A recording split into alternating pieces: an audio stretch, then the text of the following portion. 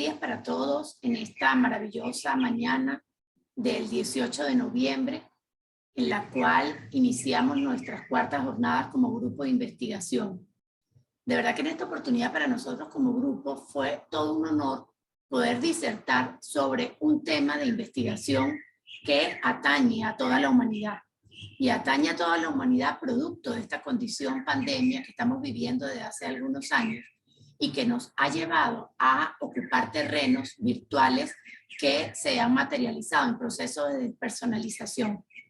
Es para mí un placer también poder compartir esta dimensión sobre la cual comienzan estas 4 jornadas de investigación con estos panelistas de altura que me acompañan. Y sobre todo que es un gran reto epistemológico poder compartir con ellos desde el punto de vista clínico un tema como lo es la despersonalización. Por ende, agradezco muchísimo la oportunidad de poder compartir este espacio de aprendizaje con la doctora Alba Contreras y con el doctor Trino Batista. Igualmente también para mí es un placer poder compartir con la doctora Minerva Mendoza, integrante igualmente también de mi grupo de investigación, y sobre la cual hemos tratado de construir conversaciones que nos lleven a cuestionar, y a cuestionar sobre todo estos procesos de despersonalización.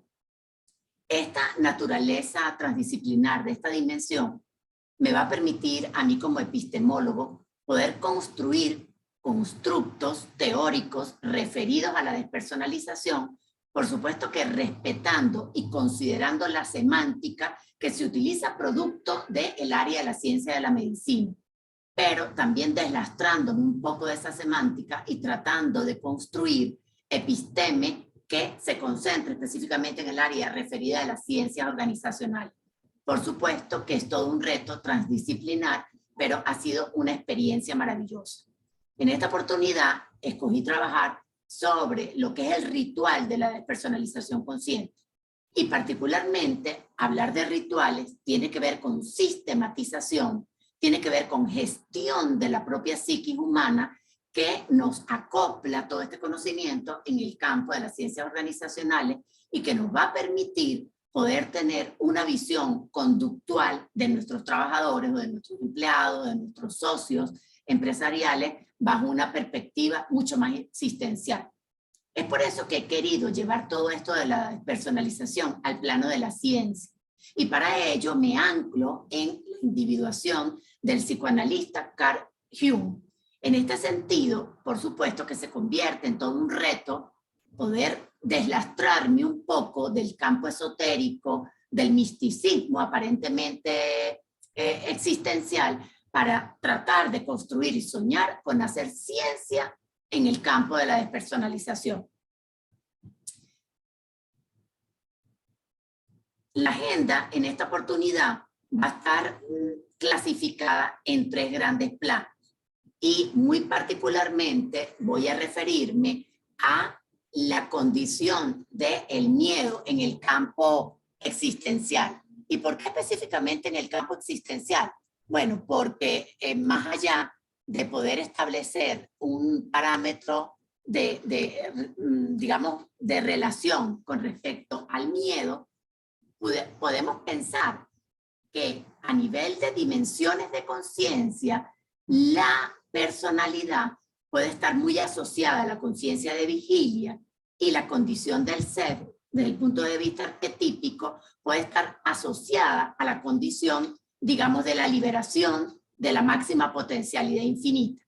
Por ende, si nos anclamos en la emoción miedo como posible causal de la despersonalización del ser, pudiésemos tener 2 grandes vertientes dimensionales para reconducir esta disertación.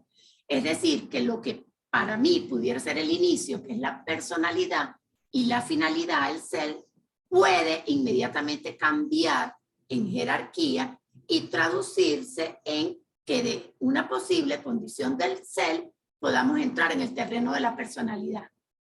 Es muy interesante poder pensar que el miedo como emoción primitiva es el principal regulador de nuestra psiquis. Y tenemos muchísimas formas de percibir el miedo. Por supuesto que si esto se vuelve un condicionante arquetípico regulador de toda nuestra estructura psíquica, cualquier comportamiento estará condicionado a dicha emoción. Sin embargo, si la visualizamos como una concepción y como una percepción natural, como una emoción primitiva, innata, pero sobre la cual podemos gestionar nuestra propia psiquis, pues por supuesto este condicionante del miedo se materializa en otros planos. Ahí es donde intentaríamos tratar de unificar las fuerzas tanto de nuestro hemisferio izquierdo como en el hemisferio derecho, y en un plano mucho más amplio y más existencial de nuestra morfología como seres humanos, el acoplamiento de nuestra fuerza energética que proviene del chakra corazón con toda la fuerza energética que proviene y que oscila en los parámetros del intelecto o en lo que tiene que ver con el funcionamiento cerebral. Entonces, en este sentido, pareciera que vamos a entrar en el terreno de la magia, del esoterismo, posiblemente del misticismo, pero no es nuestra intencionalidad epistemológica. Nuestra intencionalidad epistemológica es tratar de que parezca magia, pero obviamente nuestros fundamentos van a ser concentrados en la postura científica. Aquí vemos cómo desde la personalidad vamos a trabajar ego, pasando por un nivel extremadamente interconector, holográfico, perfecto, que es el espacio alma, en donde se materializa la fuente de nuestra mente cuántica. La escogencia de nuestro avatar es la mejor versión de nosotros mismos, para luego poder soñar con una perfecta liberación existencial en una dimensión mucho más fluida, mucho más divina, más mística, como es la condición del ser.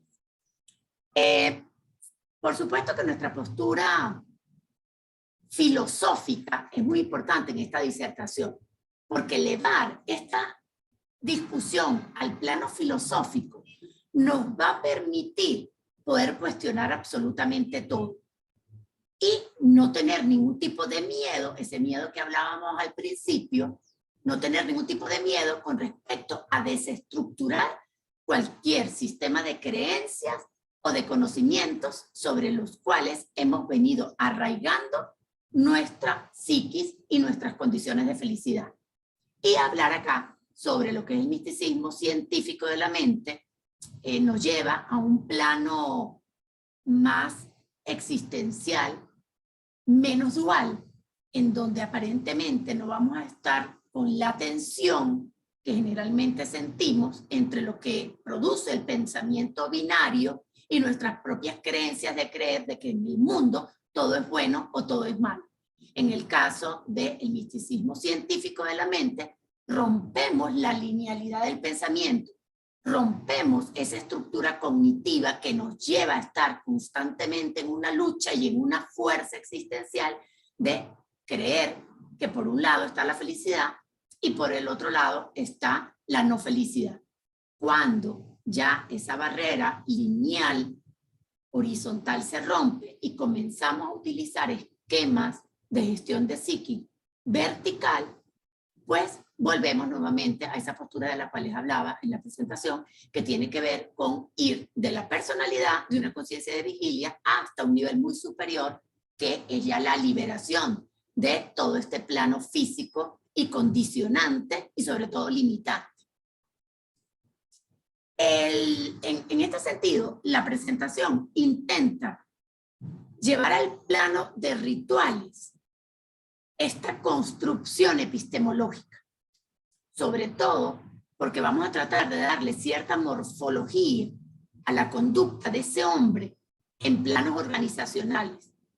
Y al estar en ese plano organizacional, por supuesto que él es un condicionante de todo el orden social que lo circunfunda. Entonces, en este sentido, el primer ritual es tratar de hacer conciencia de que estamos en un cuerpo físico que aun cuando puede concebirse como algo totalmente limitante, el acoplamiento con él y el respeto con él también es un asunto interesante.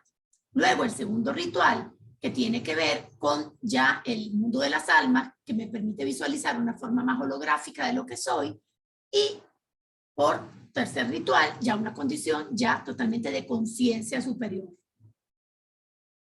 Hay que hacer definitivamente un viaje mítico al pasado, y un viaje mítico porque esto es una aventura de nuestras vidas. Para poder desenmascarar nuestra personalidad, tenemos que hacer un viaje al inconsciente, que posiblemente Jung, en su estado ideal, llamó inconsciente colectivo. Para poder llegar ahí, primero debemos acceder a nuestro inconsciente individual. Y para poder llegar a esa zona, pues creo que tenemos que activar nuestro yo guerrero. ¿Por qué digo el yo guerrero? Bueno, porque nos vamos a enfrentar con nuestras fuerzas más oscuras. ¿Y por qué con nuestras fuerzas más oscuras?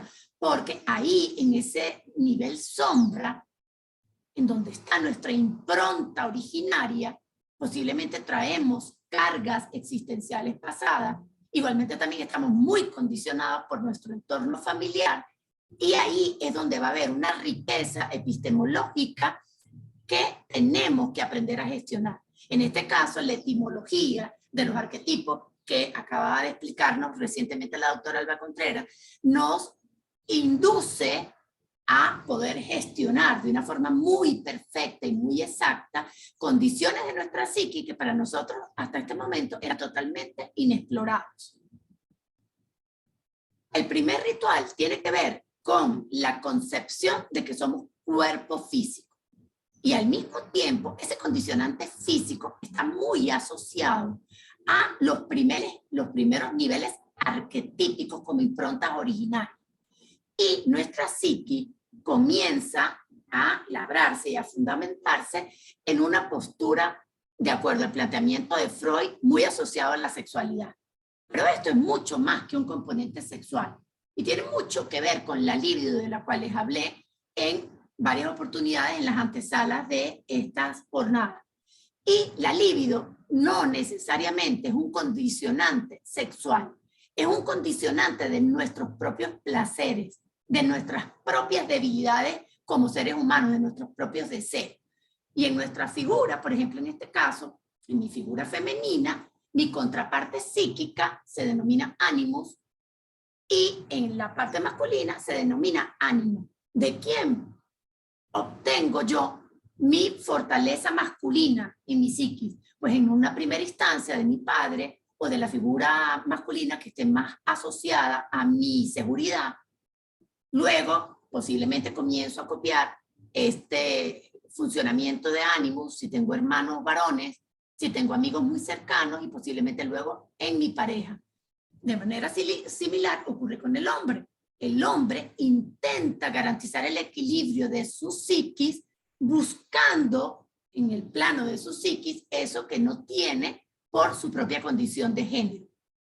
Este primer ritual nos lleva a tomar conciencia de los distintos niveles, tanto del ánima como del animus, que han podido ser desvirtuados o han podido asumir conductas posiblemente disfuncionales a nivel arquetípico. Entonces, ese descubrimiento en ese primer ritual me va a permitir a mí deslastrarme de un poco de basura existencial que posiblemente se ha convertido en muchos egregores reguladores de mi conducta. El complejo de Electra y el complejo de Edipo son la parte, digamos, de nuestra psiquis de mayor riqueza epistemológica. ¿Por qué? Porque posiblemente actos de despersonalización actual en los cuales estemos enfrascados provengan de esos complejos que de manera normal y de manera sana asume tanto el niño cuando se enamora de la figura de su madre o de la niña cuando se enamora de la figura de su padre. Pero ese condicionante arquetípico obviamente puede caer en terrenos de patología cuando no se ha obtenido del ánima o del animus los distintos condicionantes de equilibrio psíquico. El principal reto que tenemos entonces en este principal ritual es tratar de despersonalizarnos de manera consciente, porque nos estamos quitando una máscara pero ya con nombre y apellido. Es decir, ya nosotros hemos dilucidado qué condicionante tanto de ánima o de ánimo ha traído consigo que constantemente estemos evadiendo posibles condiciones de equilibrio existencial. Lo realmente peligroso de podernos anclar en estos arquetipos disfuncionales es querer seguir encarnando constantemente un personaje cuando cierra el telón, en un intento forzoso por mantener la superficialidad. ¿Y por qué decimos la superficialidad? Porque obviamente estas caretas arquetípicas deben ser jugadas con intencionalidad y conciencia, y no necesariamente la conciencia de vigilia. ¿Por qué? Porque la conciencia de vigilia, que nos mantiene atados al cuerpo físico, es extremadamente limitante, es condicionante, y sobre todo en esa limitación nos lleva a pensar que nuestra forma de actuación es así porque no tenemos otra salida. Y por eso les decía al principio que la percepción del miedo es una percepción limitante. ¿Por qué? Porque nos induce a estar constantemente asumiendo caretas existenciales para evadir nuestra propia potencialidad infinita. Aquí tenemos un primer hallazgo epistemológico importante, resultado de este primer ritual. Nuestros condicionantes sexuales establecen nuestras principales creencias y verdades con respecto al funcionamiento de nuestra psique. En función de estas creencias y verdades, hemos estado construyendo conocimiento. Conocimiento referido a nuestra propia gestión existencial. Es decir, los mecanismos sobre los cuales nosotros interactuamos con otros seres humanos y creemos que eso es nuestro objetivo con nuestra razón existencial. Sin embargo, cerrar la brecha significa, en este primer hallazgo, deslastrarnos en la medida de lo posible de todas esas creencias limitantes, resultado de patologías arquetípicas de ánima y ánimus. Las verdades son muy, pero muy cuestionables. Todo lo que he creído que es condicionante, sobre todo lo que me ha dado arraigo con respecto a mi familia, a mis padres, a mis hermanos, posiblemente a mi pareja, posiblemente ellos son el núcleo de toda la patología psíquica y de toda esa basura que llaman muchos psicoanalistas, o todo lo que tiene que ver con el yo sombra. Aquí hay una frase súper importante de Carl Jung y me voy a permitir leerla. Dice, pero si uno no puede desempeñar un rol social, sufrirá. Por ende, uno de los objetivos de la individuación es que las personas creen una personalidad más realista y flexible que los ayude a navegar en la sociedad y al mismo tiempo que no choque ni oculte su verdadero yo. Eventualmente, en el mejor de los casos, la persona es apropiada y de buen gusto, un verdadero reflejo de la individualidad interior y el sentido externo acerca de nosotros mismos. Pareciera contradictorio, semánticamente hablando, que al querer desarrollar una ciencia de la individuación, lo que estamos intentando es penetrar el terreno del inconsciente colectivo, que no es más que tomar conciencia de que el poder de la unicidad nos involucra a todos. Es decir, que hay poca probabilidad de conseguir libertad existencial cuando nos separamos de otros seres humanos. En este sentido, Hume nos invita a aceptar que tenemos el papel de ejercer un rol social, pero que ese rol social no puede estar jamás ni nunca por encima de nuestro objetivo individual.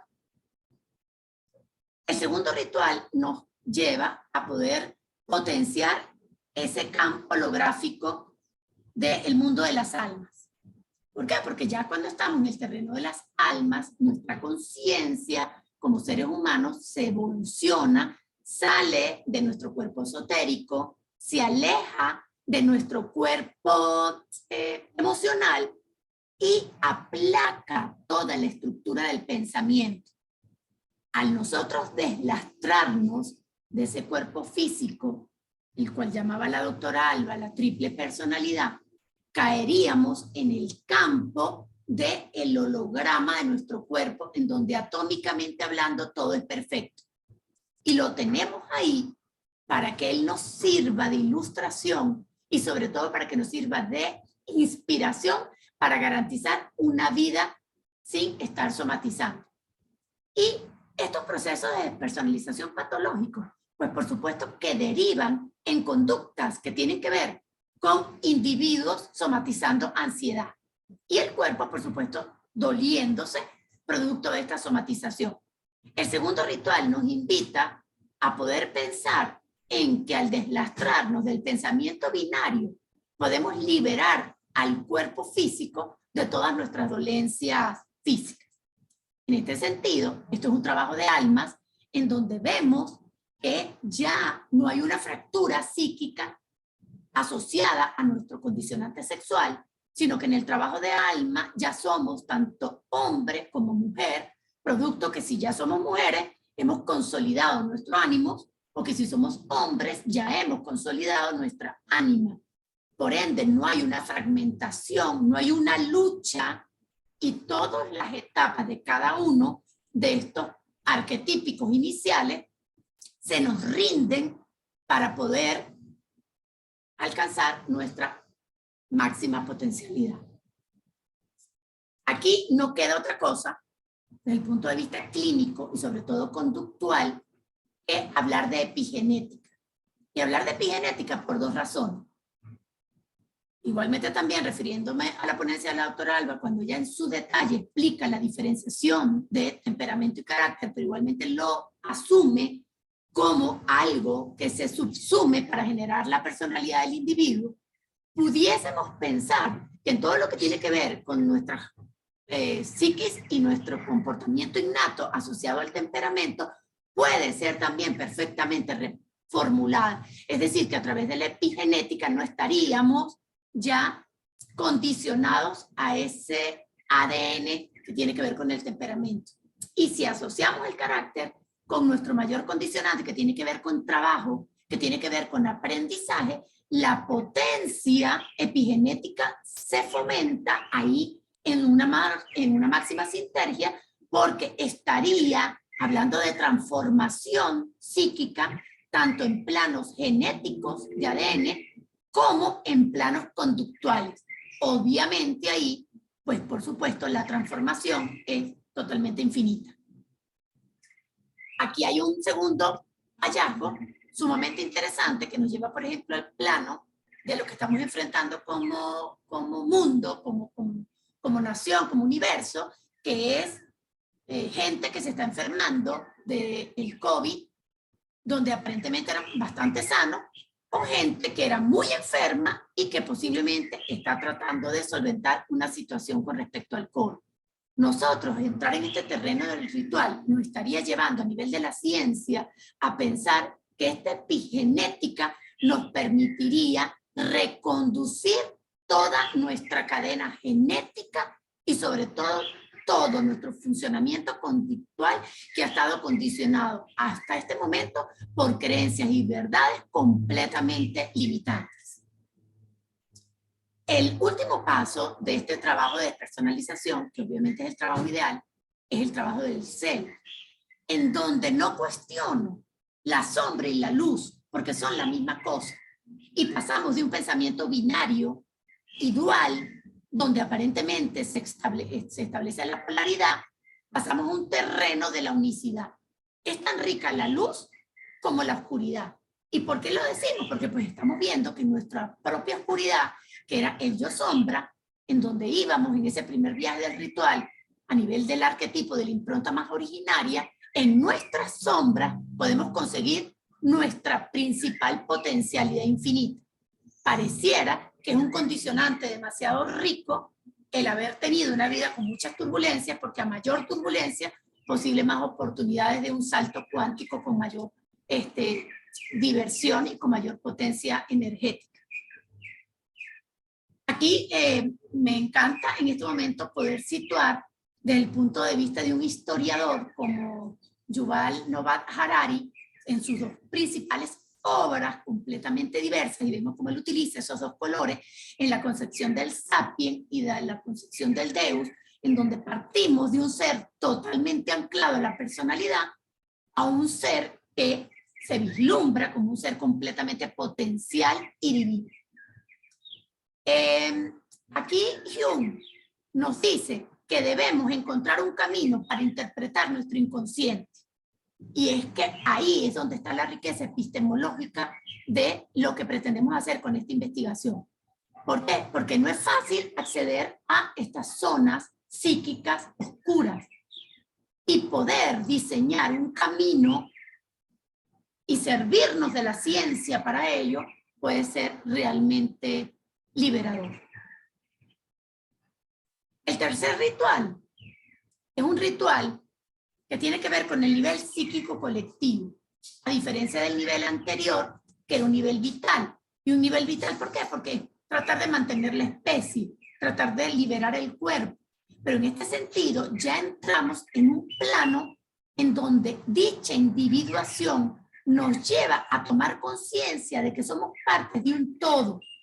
Por ende, independientemente de que mi trabajo psíquico sea totalmente personal, individual, con características muy particulares, aquella impronta arquetípica de la cual les hablaba al principio se materializa en toda la psiquis colectiva de la humanidad.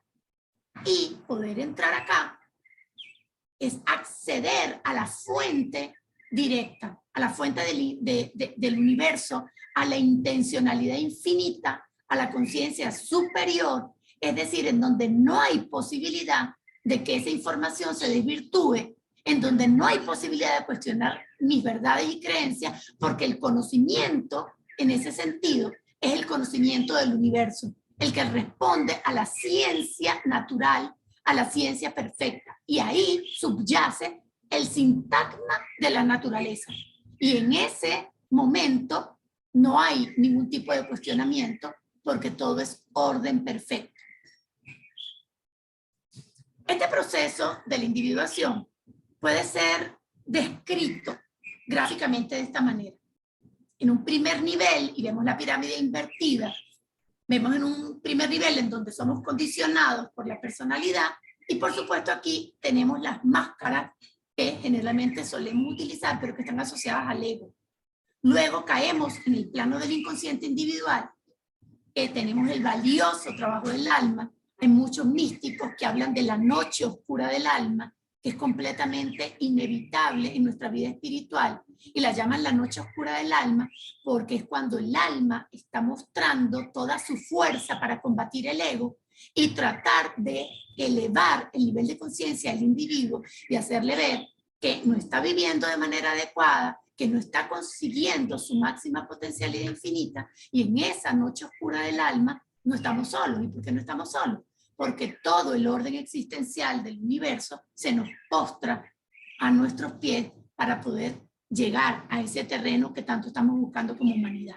Por último, por supuesto, en nuestro estado más cercano a nuestra condición de seres divinos, hemos roto completamente con toda la historicidad, estamos en el plano self y estamos ya en esa impronta originaria, que lo importante de este plano particular es haber podido negociar con los arquetipos anteriores y anclarse con arquetipos solamente de luz y olvidarnos y agradecer a esos arquetipos egregor que nos condicionaron hasta este momento.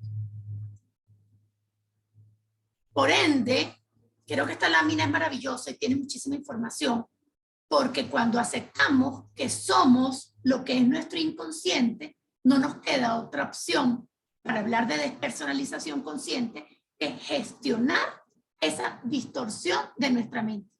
Es decir, pasar de un plano de condicionantes y de limitantes a un plano arquetípico donde posiblemente la figura del guerrero o donde posiblemente el principal ritual se va a concebir como un acto psicomágico.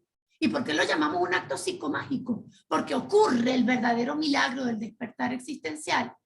Ocurre la posibilidad de despersonalizarme de manera consciente, no asociando esa despersonalización a una patología, sino asociando esa despersonalización a la propia libertad existencial de ese inconsciente colectivo. Por último, pues por supuesto, Aquí opera, obviamente, en todo este proceso la mecánica cuántica que nos permite poder visualizar que el yo observador se convierte en el yo observado. ¿Por qué? Porque aquí es donde está la riqueza de haber entrado en mi inconsciente, de haberme visto, de haberme desenmascarado, y lo que yo creía que estaba observando se convierte específicamente en lo que soy.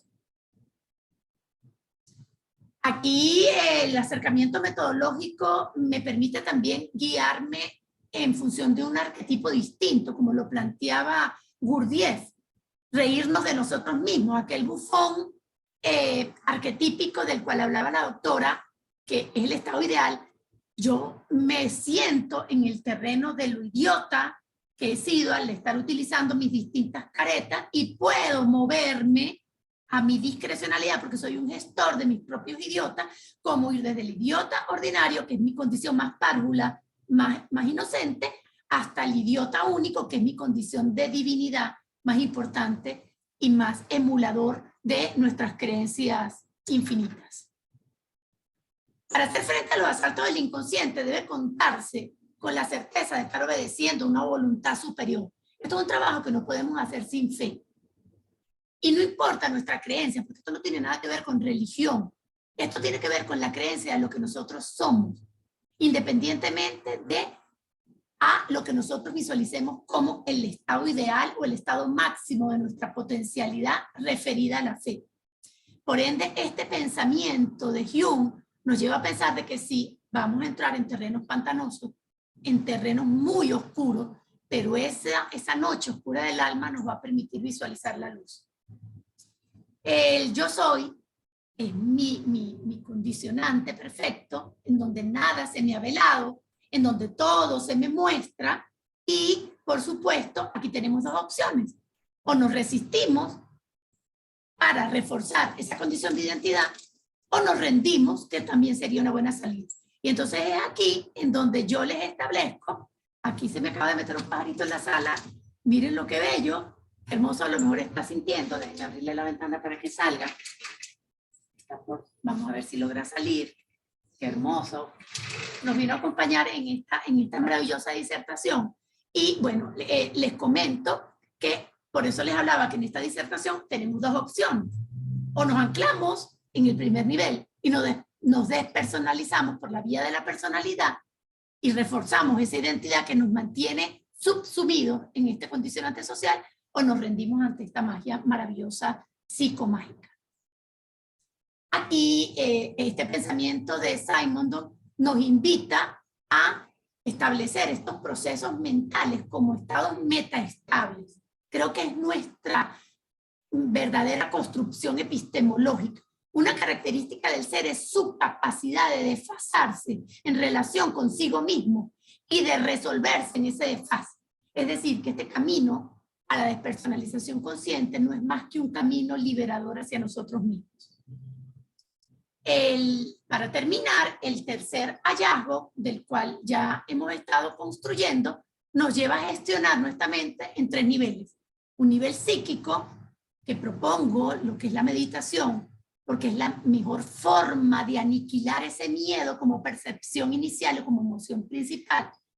Luego caemos en el terreno de las almas, que es el nivel vital, para último estar en ese nivel psíquico maravilloso como condicionantes negentrópicos. No hay posibilidad de gastar toda la energía que tenemos.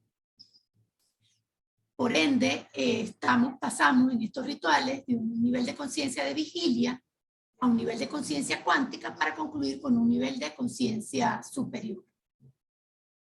Y desde el punto de vista organizacional, pasamos a romper la historicidad y esa brecha se acorta porque hemos pasado de una concepción de Homo economicus a un hombre consciente, completamente consciente de su propia potencialidad infinita. Aquí el camino del individualismo no tiene absolutamente nada que ver con deslastrarnos completamente de esos preceptos sociales, sino que caminar a la par de esa colectividad que se va a convertir en mi propio proceso de individuación. Por ende, la individuación es el estado ideal y el individualismo obviamente es lo que vamos a tratar de erradicar de este constructo epistemológico. El proceso de individuación no es más entonces que despersonalizarnos con rituales constantes, cotidianos, con muchísimo trabajo, porque es un trabajo del día a día que nos va a permitir llegar a nuestra mayor libertad existencial. Los milagros suceden no en oposición a la naturaleza, sino en oposición de lo que sabemos de la naturaleza. Y es por eso que la mecánica cuántica aparentemente es tan compleja, pero que nos invita a incursionar en el mundo de los milagros y ver en cada cosa que nos ocurra un milagro. Y bueno, me despido agradeciendo a mi grupo de investigación, que es un grupo maravilloso, a cada uno de esos seres que forman el GLOB, que han sido mi principal escuela, a la maravillosa maestra espiritual que me regaló la vida, la doctora Alba Contreras, a mi alma guía que me ha ayudado a transitar por ese holograma del alma, que es mi amada tía, y a toda mi familia, que es el centro del universo. Así que, bueno, muchísimas gracias y los abrazo a todos.